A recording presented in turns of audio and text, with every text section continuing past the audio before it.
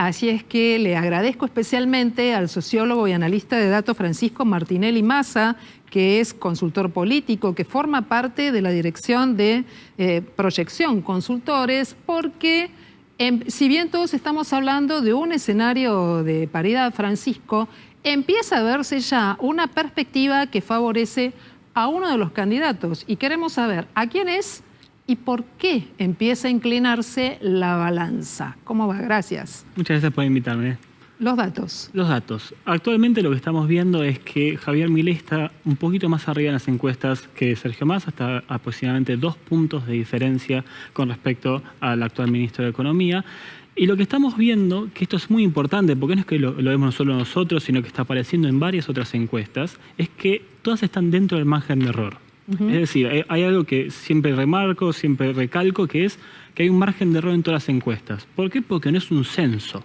Claro. Entonces, como es un margen de error, significa que cualquier porcentaje que nosotros vayamos a decir puede variar en ese margen. ¿Y es entre 2 y 3%? Por lo general, la que la sacamos nosotros tiene un poquito menos de 2%, pero siempre por lo general está alrededor de los 2 puntos. Estos datos que vos estás manejando hoy tienen que ver con una encuesta a nivel nacional. ¿Cuáles son los territorios que más favorecen a Javier Milei? Y además vos tenés un estudio muy interesante que tiene que ver con qué género acompaña a los candidatos y además cuáles son las edades que acompañan a uno y otro referente, a uno y otro posible presidente. Lo que vemos principalmente en tanto regiones es que generalmente lo que sería la panza del país, el centro del país, Córdoba, Mendoza, son los que más apoyan a Javier Milei. En la provincia en disputa y que ahora se está más volcando para el lado de Javier Milei es Santa Fe, pero de todos modos sigue siendo una de las provincias más en disputa porque a pesar que te digo que Milei está 2 puntos arriba que Sergio Massa, hay mucho porcentaje de indecisos. Digo, comparando, por ejemplo, contra las generales pasadas, donde la semana anterior a la elección había 1,5% y ahora estamos rondando los 10. ¿10% de indecisos? Sí. ¿Eso será indeciso o, viste que a veces se habla mucho del voto vergonzante, ¿no? La espiral del silencio sería. Sí, hay mucho de eso, pero generalmente lo que tiende a pasar, y eso pasa siempre, no es que es una cuestión de ahora, este momento puntual, sino que ha pasado en otras elecciones, que generalmente no quieren decir el voto tan lejos de la elección. Es decir, mientras más nos acerquemos, más vamos a tener precisión al respecto.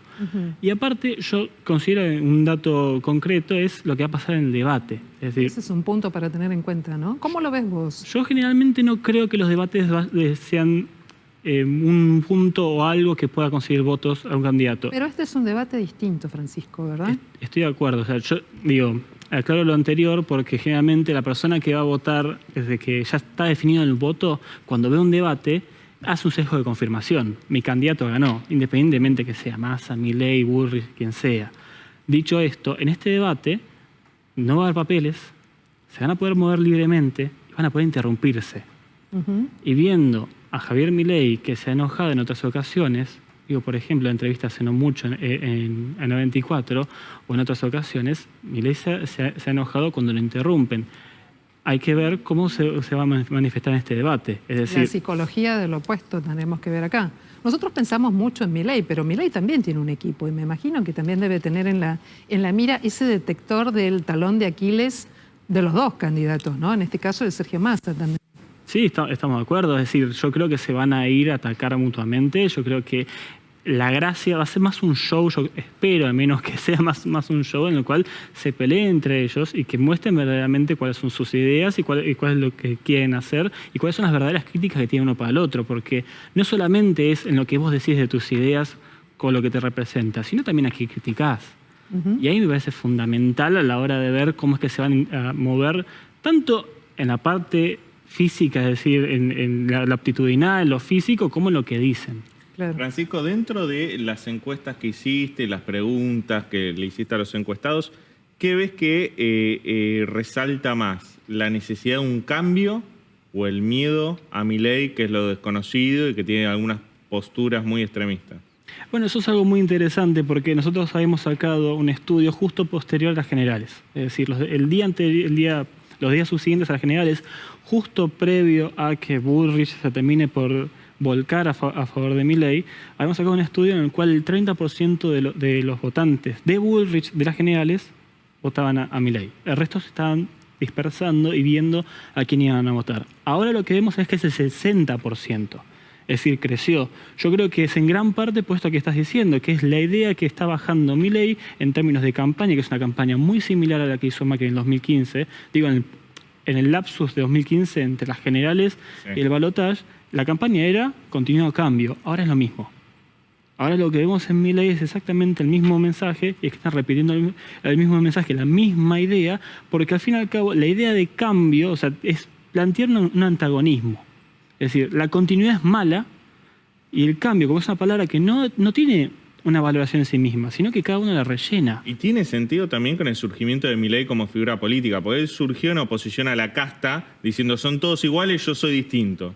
Y ahora dice, yo soy el cambio de los que están gobernando ahora. Hay una línea de continuidad, si bien la palabra casta la dejó de pronunciar, ¿o no? Y la palabra casta, yo creo que él era contra todo, porque al fin y al cabo se ha mostrado también contra todo. Yo creo que ahora es una cuestión más política, más electoral, porque se ve cerca de ganar las elecciones, entonces se acerca a otros sectores. Pero de todos modos, yo creo que él ha sido contra la casta, en realidad. Es un ente medio etéreo hablar de la casta, al fin y al cabo, pero en realidad era contra todos los restos de los políticos. Ahora es un enemigo mucho más firme, más fijo, más claro, porque es un balotaje, al fin y al cabo. No es que estás en el resto de las elecciones, como puede ser la PASO o las generales, donde tenés un abanico, al fin y al cabo. Bueno, también es que hablar de la casta en este momento, después de tener un acuerdo político con un partido tradicional que forma o ha formado parte de Juntos por el Cambio, es difícil de sostener, me imagino, ¿no? Estoy de acuerdo. Sí, lo que creo yo es, yo siempre pienso esto, que hay muy pocos políticos a nivel nacional que pueden mover el electorado. Es decir, que dicen, yo lo voto a este, van todos el electorado a votar a este. Yo creo que el electorado es mucho más independiente en ese sentido, o sea, tiene ideas propias, tiene sus propios raciocinios, sus propios mecanismos y métodos de razonamiento. Digo esto porque no es lo mismo el raciocinio o la manera de pensar de un peronista que de uno de Cambiemos, que uno libertario, que uno del FIT, etcétera. De todos modos, yo creo que el hecho de que Milei haya apelado a la idea de cambio fue lo que le logró poder convencer a esta porción de Juntos por el Cambio o Patricia Bullrich, que estaba indecisa con su persona. Pero hay una cuestión muy particular, que es el cambio para qué, o el cambio hacia dónde, o qué implica el cambio. Es un cambio que va a tener porque estás cansado de A y B, entonces querés cambiar a otra persona. Es un cambio porque te gustan sus ideas políticas, sus proyectos sociales. Es un cambio que tiene que ver con las instituciones. Me pregunto, este escándalo que se vivió hoy con el tema de un juicio de la Corte Suprema y espionaje, ¿le importa al votante o le importa más su bronca y el bolsillo? Yo creo que Milei está jugando a la bronca del bolsillo. Es decir, como dije antes, la idea de continuidad o cambio.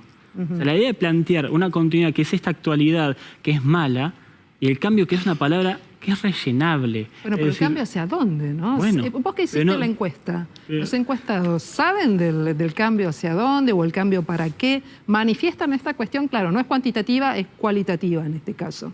No sé si lo pudieron indagar. ¿Saben hacia dónde el cambio? No puntualmente, pero el tema es que cuando vos hablas de cambio y vos dejás que el electorado valorice el cambio como algo bueno, porque al plantearle el antagonismo de lo malo, por lo tanto el cambio es bueno, ahí lo rellenás. Digo, estoy insistente con la idea de rellenar, pero me parece que es muy importante porque a la hora de la verdad, a la hora de que el votante justifique su voto, porque el votante termina justificando su voto, ¿qué es lo que opina al respecto? Y lo que tiende a pasar es, lo voto a Milei porque no me gusta la continuidad, digo, aquellas personas que ya están definidas para votarlo, y al mismo tiempo, mientras más te convences de esa idea, más empezás a decir me gustan las ideas de Milei, por más que no sepas cuáles son las ideas, porque estás metido dentro de esta espiral de continuidad o cambio, este bloque de pensamiento. Muy breve porque son nombres nada más los que te voy a pedir, sí, no nombres. ¿A quién votan los hombres mayoritariamente? Cuestión de género, ¿a quién votan los masculinos? Los masculinos en realidad se reparten, pero si hacemos la partición entre Massa y Milei, la proporción entre Massa y Milei, entre mujeres y varones para Milei es más hombres que mujeres, y en Massa es más parejo. Más parejo. ¿Y las edades? En realidad se están repartiendo bastante. Lo que estamos viendo es que el segmento que se acerca más entre los 20 largos y 30 y cortos está más con Massa, y la otra porción está más con Milei, pero todavía está muy, ¿cómo puedo decirlo? Se cambia mucho, depende de qué encuesta, porque varían mucho los universos de edades. Bueno, Francisco Martinelli Massa, te agradecemos mucho toda esta data del análisis y estamos todos pendientes de ver hasta dónde el próximo debate puede influir. Vamos a ver si se meten ahí algunos temas controvertidos, por ejemplo, volver al servicio militar obligatorio, la cuestión de la aportación de armas, el tema de tener los subsidios, no tenerlos, y si esto va a tener un impacto o no en la próxima votación. ¿Lo dejamos para la próxima? Por supuesto, muchas gracias.